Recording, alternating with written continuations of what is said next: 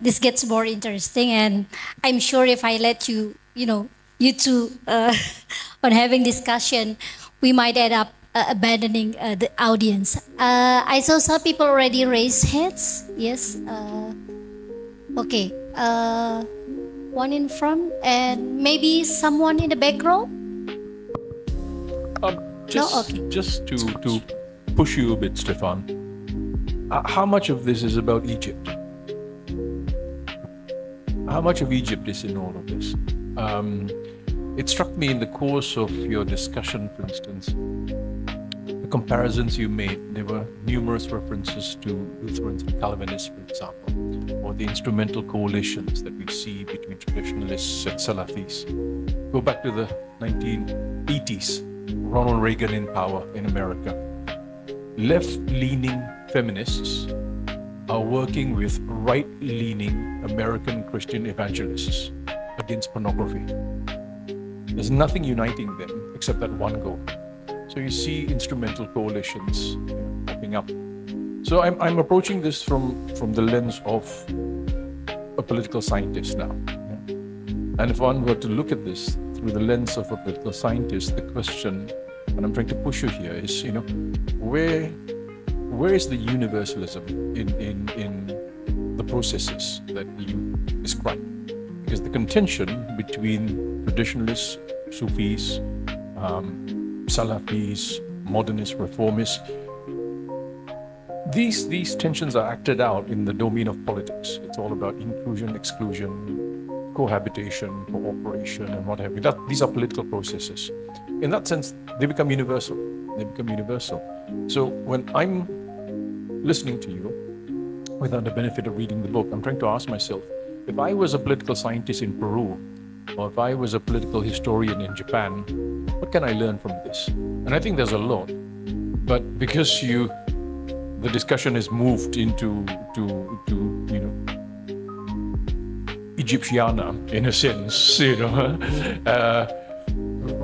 we've somehow lost that. But it comes out again and again, because I see so many parallels in what you've described with the kind of political dynamics, religious political dynamics that we see, at least in this part of the world, in Malaysia and in Indonesia as well. So I'd like you to push you a bit there, right? So what's Egyptian about this, and what's universal about this? I mean, if talk to me as a Peruvian political scientist, and explain to a Peruvian political scientist why this is important. What can I learn as an Argentinian or a Canadian from this? This is a wonderful question. And I think this is really where I'm trying to go right. That is, of course I agree with you.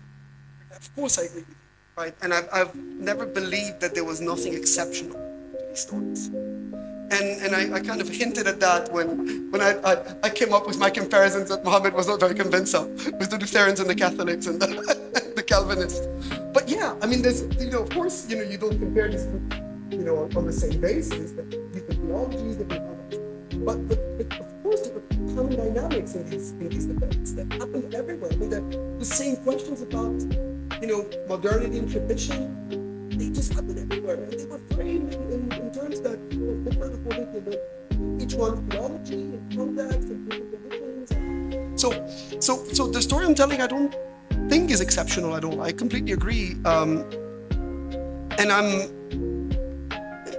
even, I mean, the question of religion and politics, I don't think, some people have this idea that there is something exceptional within the Islamic context about how the question of politics is asked. But actually, when you dig into Christianity, same questions have been asked. This is like, I mean, I don't want to make everything the same, because it's not, and histories are different, but many of the questions are not specific to one religion.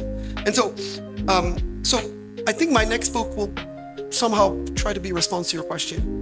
In many ways, that's one of the reasons why I was interested in coming to Indonesia, because at least within the Islamic sphere, Indonesia was a way to, within a very different cultural and historical context, start to think about these things and move away from the Arab world that I know quite well, that I've been studying for a long time, and maybe next time I should do fieldwork in Peru. So my next sabbatical I take in Peru, and then I can have a full understanding of these things.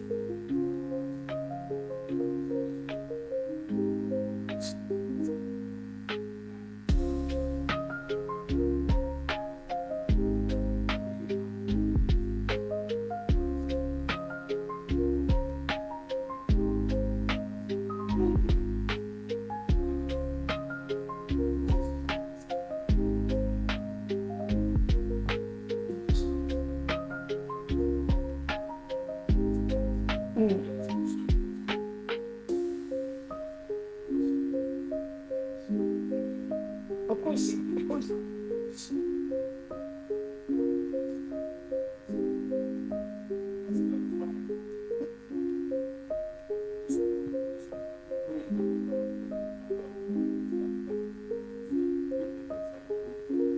Well, I mean, look, Twilight, the Twilight on the Mosque of Cairo was just, I couldn't, you know, it's such a beautiful picture. You know, of course, but not them. So I could, but yeah, you're right. That maybe the picture has something. Especially on the French book, it's better. I don't know what they did. They changed the colors a little bit in the English edition to make it even more Orientalist looking. But I didn't plan that. That wasn't my. But no, but I completely agree with what you said. And I often tell my students that when I was writing my PhD about Saudi Arabia, the book that opened my eye, so that made me understand what I was doing on Saudi Arabia, was a book about Saudi Darnosh Republic. And I told this, I think, to Tika since we were talking. I said, you know, read about things that have nothing to do with what you're doing, because this is how you understand what you're doing. Like if you keep reading about what you're doing, you're just stuck in that. I wrote this book about Saudi National Park, and suddenly I was like, this is what I'm doing. This is what's happening. Suddenly I could put words on things that I was too stuck within my topic, you know, within this illusion of exceptionalism. Suddenly I look at Poland. It has nothing to do with Poland. It was Saudi Arabia. This is a different thing. This is 1981, like Paleza, you know, labor union movement, democracy, democratization. And suddenly the same processes are going on. Suddenly everything makes sense. So yeah, I completely agree with you. Absolutely, absolutely. So yeah, hopefully the next project is taking me in that direction. Thank you, Stefan, for the books. I believe if we read the book, you know, more comprehensive explanation on this topic will reveal more. So my questions is basically moving from, you know, from the elites, from the ideology into the followers of these groups. So when these Salafist groups either divides or change or transform, what about the followers itself? So this is about the division of the followers of this Salafist group. We know that in Egypt, there are so many political parties from the Salafist group, like An-Nur, one of them, and I forgot the other, but there are some small parties as well. So we know that, you know, the transformation of this organization is basically done by the elites, right? But what about the followers after that? My second question is really simple. So how long did it take you to write the book? It's exclude the publication. This is probably questions for me because I don't have any experience in publishing a book. So I think, yeah, that's the second one. Thank you.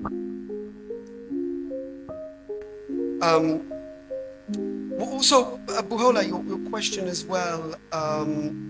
Yeah, I mean, the followers of that. So, I mean, again, you have to distinguish between just regular people and the organizations, right? I think I didn't talk about this because I didn't have much time, but these organizations today in Egypt are really weakened. So in terms of organizations, Salafism is in clear crisis today. That is, the heydays of these organizations was really 2011.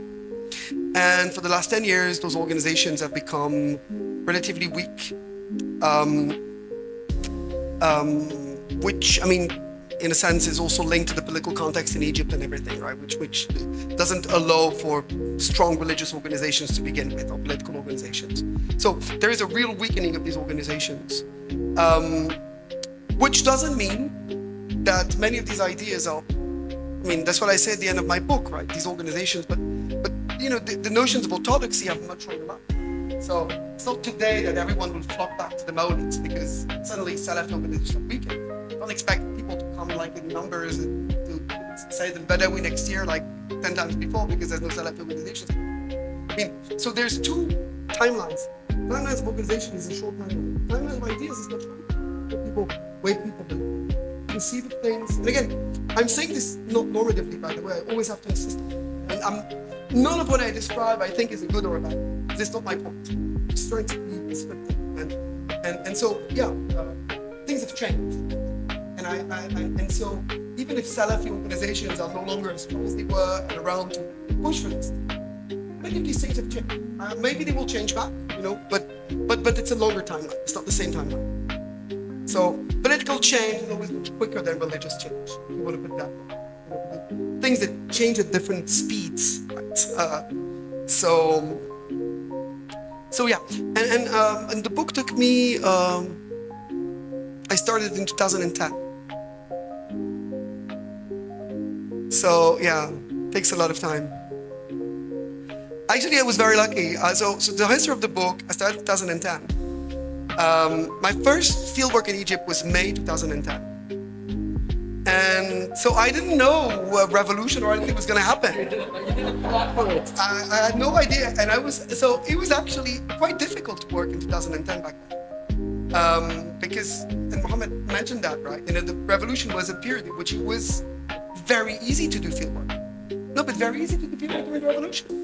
Because suddenly freedom, people would talk and people would be actually happy to talk.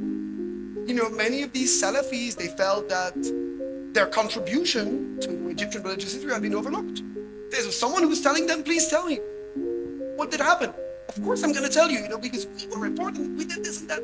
So I was there to record many of these interviews that I could use during that time when people were quite happy to tell that kind of forgotten part of the story. So, and I was taken by surprise. And some people I had interviewed, I saw them change, people I had interviewed before the revolution, suddenly they became members of Hizb an-Nur. So it was interesting. What happened? Why did you join? So I also had that chance of being able to kind of follow people on the long run. So it just didn't come after the battle. And that's really a chance. I was really lucky. Because sometimes people just study events after they happened, and they just get to come back to ask people to recollect what happened. Oh, what did you do and what did you think? And there's always a limit to that because people reconstruct events later on. But I saw them live that. I remember, having interviews with when Hizb an-Nur was created and the guys were writing a political platform. And there's that moment when they ask me, oh, you're a political science professor. What do you think of our platform? And I'm not there to tell you.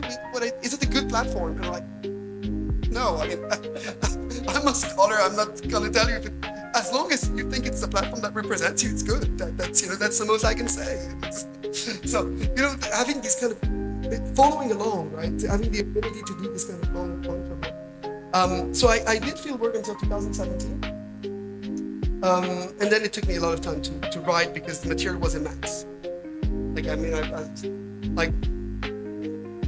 It's a century. You'll see this 50 pages of bibliography in Arabic. I went through an enormous amount. Yeah. So the writing process was very, very long. So yeah, it took me some time. So I don't think you should wait 15 years to get a book published, by the way. I don't think it's I don't recommend it.